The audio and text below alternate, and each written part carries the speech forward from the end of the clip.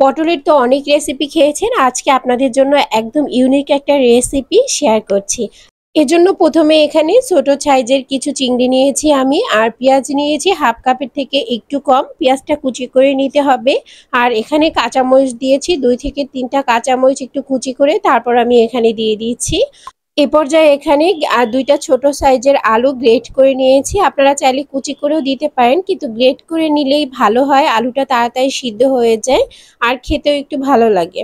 তো এখন আমি এ পর্যায়ে এখানে গুঁড়ো মশলাগুলো দিয়ে দিব। আর এখানে আমি 1/4 টিস্পুন হচ্ছে লবণ দিয়ে দিচ্ছি, 1/4 টিস্পুন হচ্ছে লাল মরিচের গুঁড়া, আর 1/4 টিস্পুন হচ্ছে হলুদের গুঁড়া দিয়ে দিচ্ছি। হাত দিয়ে ভালো করে মাখিয়ে নিচ্ছি। একটু ভালো করে মাখাতে হবে যাতে সব উপকরণগুলো একটু ভালোভাবে মিশে যায়। তো কিছুক্ষণ মাখিয়ে নেওয়ার পর এটা মাখানো হয়ে গিয়েছে।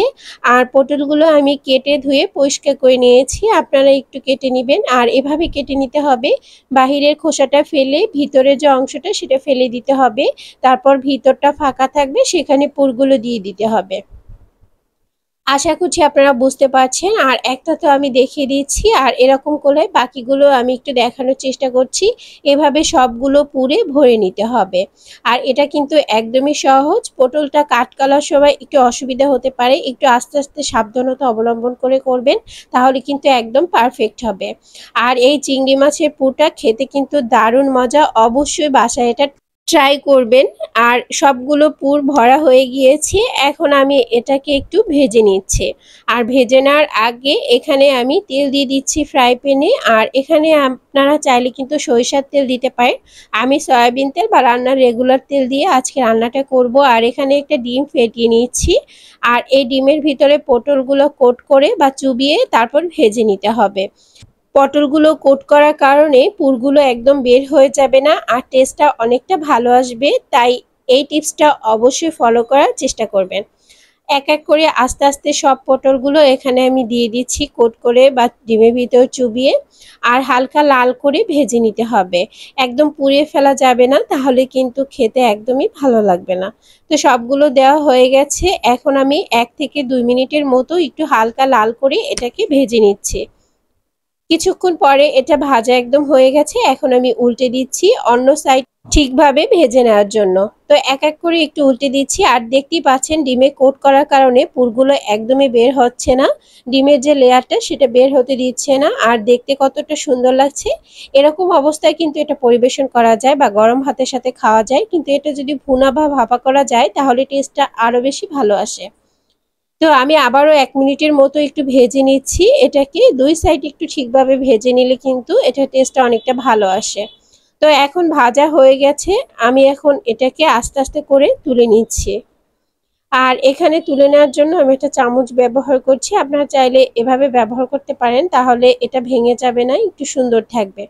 অবশিষ্ট যে তেল রয়ে গেছে এটার ভিতরেই আমি রান্নাটা করব। যেহেতু পুরের ভিতরে পেঁয়াজ কুচি দেওয়া আছে, আমি এখানে বাটা পেঁয়াজ দিয়ে আজকে রান্নাটা করব।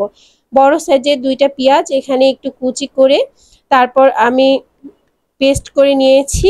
আর এই পর্যায়ে দিয়ে দিচ্ছি, আর সামান্য পরিমাণ পানি দিয়েছি মশলাটা কষানোর জন্য। লবণ দিয়ে দিচ্ছি 1/4 টিস্পুন, মরিচের গুঁড়ো 1/4 টিস্পুন, আর হলুদের গুঁড়ো 1/4 টিস্পুন দিয়ে দিচ্ছি। এখন একটু ভালো করে নেড়েচেড়ে কষিয়ে নিচ্ছি। এ পর্যায়ে আমি বাটা মশলাগুলো এখানে ইউজ করব। আর বাটা মশলা হিসেবে জিরা বাটা হাফ চা চামচ, আদা রসুন বাটা হাফ চা চামচ, আর হচ্ছে এখানে কাশ্মীরি লাল মরিচের যে বাটাটা আছে সেটা হচ্ছে 1/4 টিস্পুন নিয়েছি। যেহেতু আমি শুকনো মরিচের গুঁড়াও দিয়েছি তাই ঝালটা এখানে একটু কম দিয়েছি। এ পর্যায়ে ভালো করে একটু কষিয়ে নিচ্ছি।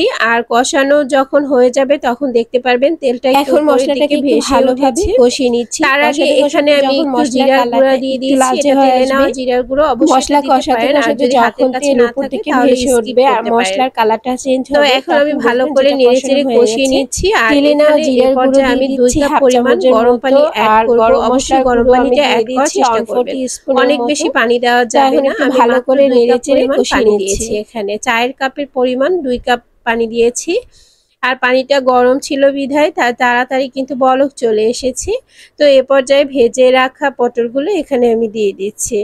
আমি 5 মিনিটের মতো এটাকে রান্না করে নিব, তাহলে কিন্তু এর কাঙ্ক্ষিত রেজাল্টটা চলে আসবে আর রান্নাটা একদম কমপ্লিট হয়ে যাবে।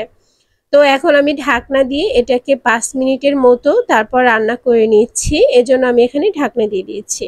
5 মিনিট পর চলে আসলাম আর দেখতেই পাচ্ছেন রান্নাটা একদমই হয়ে গেছে। আর এটা একটু মাখা মাখা থাকলে অনেক ভালো লাগে।